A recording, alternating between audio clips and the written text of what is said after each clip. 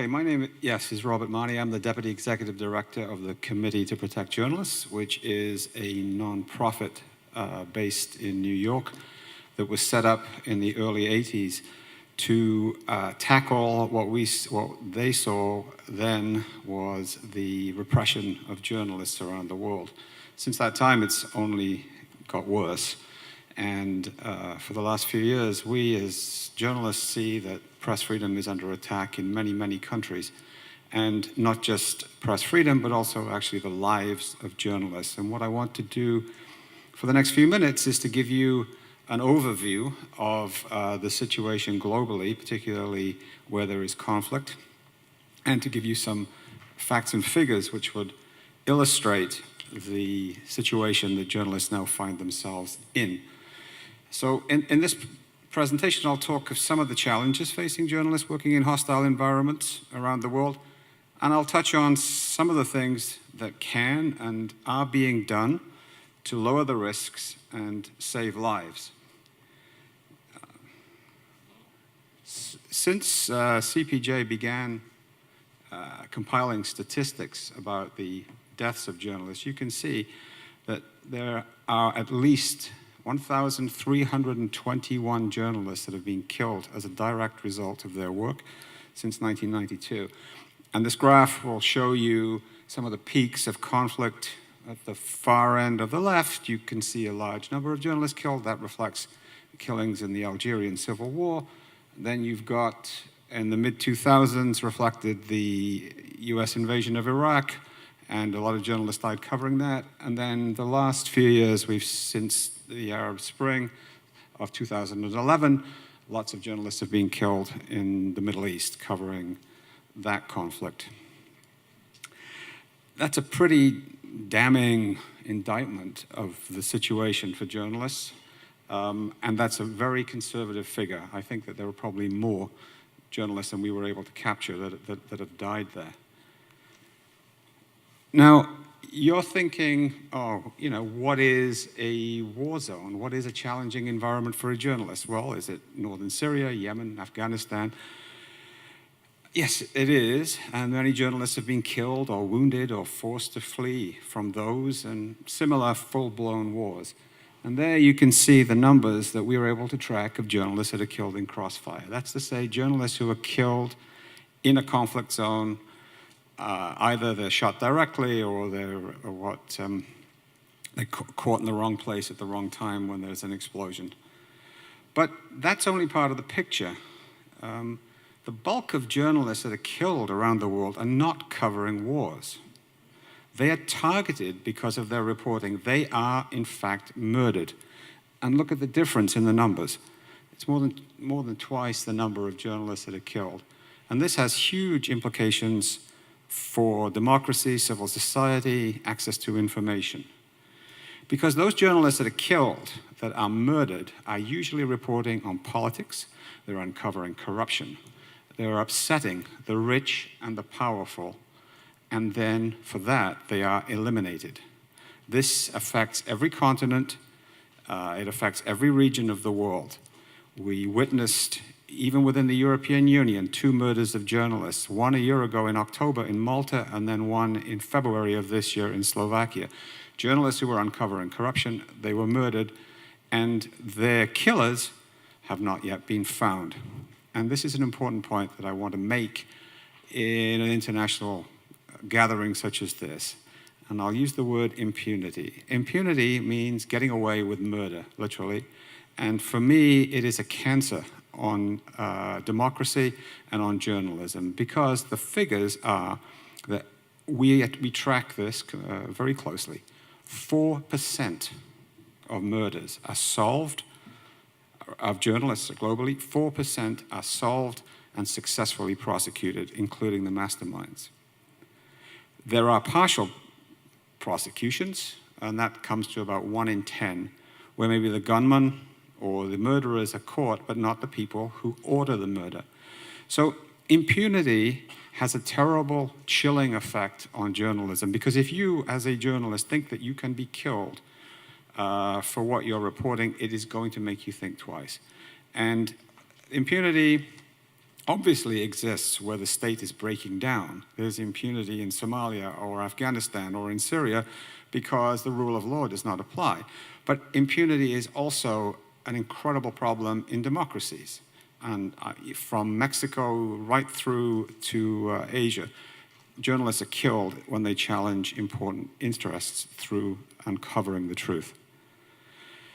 So I'll just run through some of the dangers that journalists face. You could be in the wrong place at the wrong time. This is the funeral of a media worker in Afghanistan recently who was killed in a suicide bombing. You cannot know you're in a dangerous place, but the dangerous place is your home.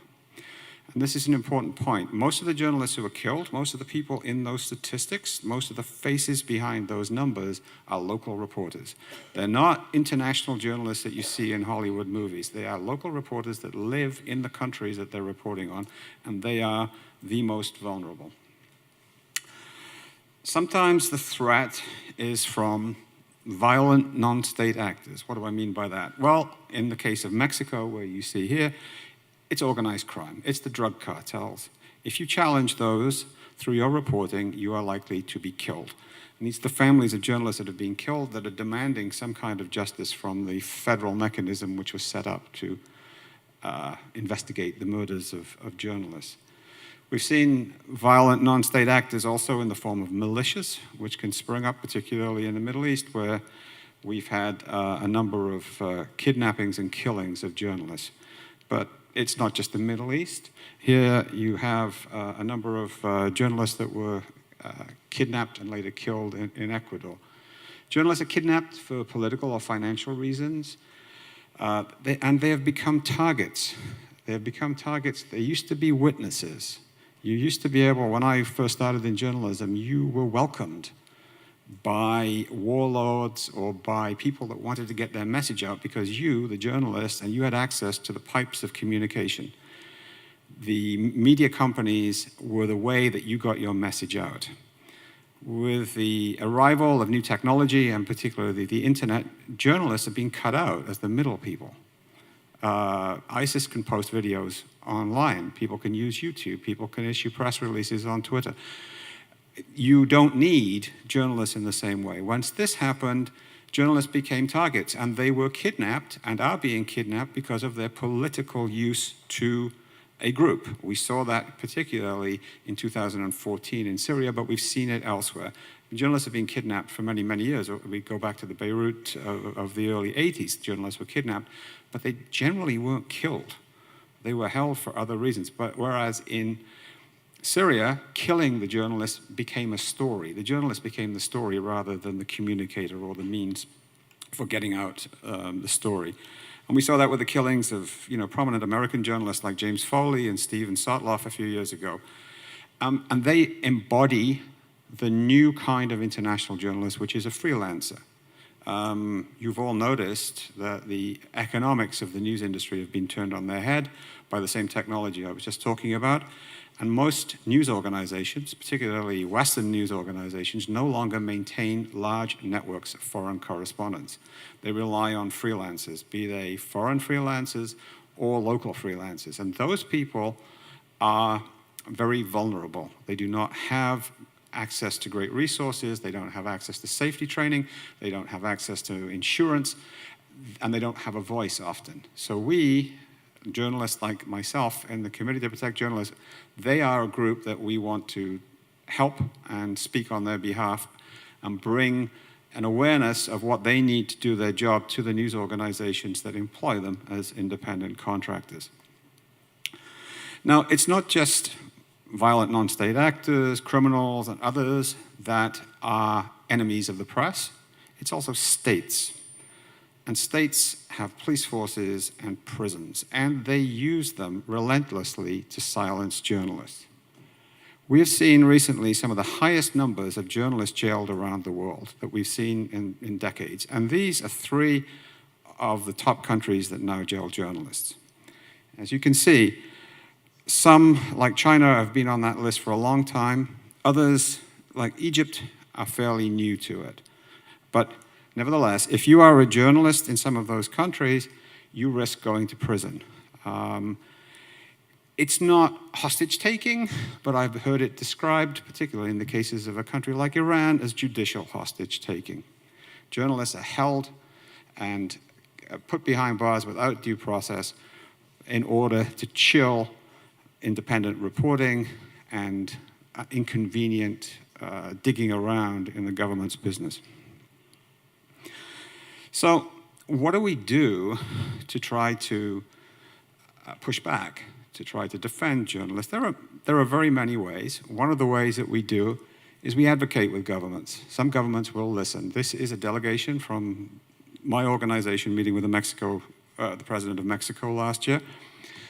And in Mexico, because so many journalists are kidnapped and killed there, we and other groups over the years were able to get the Mexican government to declare the murder of a journalist as a crime against freedom of expression and make it a federal crime rather than a state crime, because the state judicial and police systems were so infiltrated by organized crime and so corrupt that they never brought prosecutions. The idea was that if on a federal level that might help. So it's one way. It's not 100% effective, and the mechanism that we set up is starved for funds, and I hope that the new president of Mexico, when he takes office, will finance it and help send a message that the government is serious about ending impunity. There are other ways, too, that engaging with states. You can also engage with international bodies like the United Nations. The United Nations has peacekeeping forces in many countries. And one of the things that we do is prevail upon the UN here to use its assets on the ground to help journalists when they are in trouble. In Afghanistan, this is in South Sudan, there are DRC, there are plenty of places where there are forces on the ground that could come to the aid of journalists when they're in trouble, and we are advocating with those organizations to do that. One of the mandates of the United Nations is to uphold freedom of expression and access to information. Here's a way that you can uphold that by stopping journalists from being killed. The other thing that we need to do is to empower journalists and news organizations to take better care of themselves.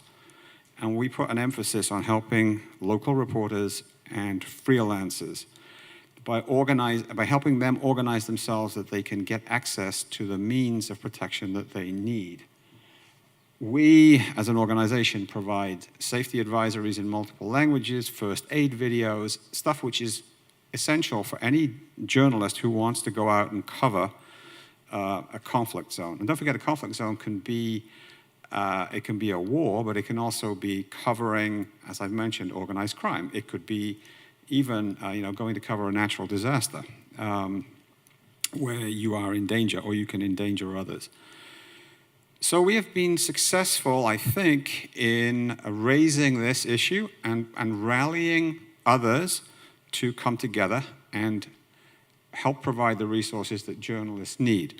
We've worked with UNESCO, and we've worked with a lot of these groups that you see on the slide, because we can't do it on our own. We want to advocate for freelancers, to empower them, to get them the insurance they need, the training that they need, and above all, the fair wages that they need from the news organizations. Because if you pay journalists well enough, they will be able to hire the best fixers and drivers and translators that you need when you're operating in an area where you may not know the culture or you may not speak the language. Also, we have got a pledge from news organizations under an organization called ACOS, which is a culture of safety.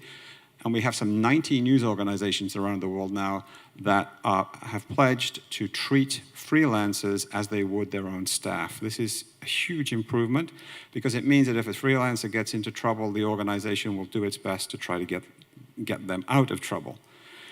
Our next challenge is to go from the international organizations that we've got to sign on to this pledge to a lot of the local organizations in countries where there is a large press corps, but where media owners may be operating on a tight budget and may not want to provide the kind of training and equipment that their journalists need.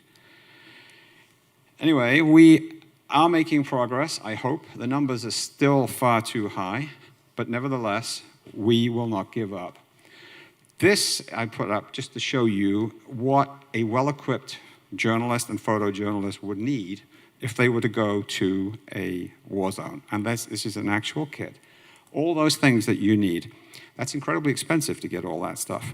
Some countries won't even let you take flak jackets, bulletproof vests through the airports. So you can't even import it into some countries. But those are some of the dangers that journalists face. And you know, if you are killed journalists, what does that say about the state, the health of your civil society? If the bringers of information are literally killed or thrown behind bars every time they touch a nerve that goes to the government, you have to ask yourself, how healthy is your democracy? How healthy is your society? I would say it's pretty unhealthy, because the first people to suffer in a country where there's growing repression is the independent press. We often use the analogy of the canary in the coal mine from the days when they put a caged bird down a coal mine to see if there was gas down there and pull it up. Well, journalists are the canary in that coal mine, and a lot of them, too many of them, as you can see from my presentation, are still dying. Thank you very much.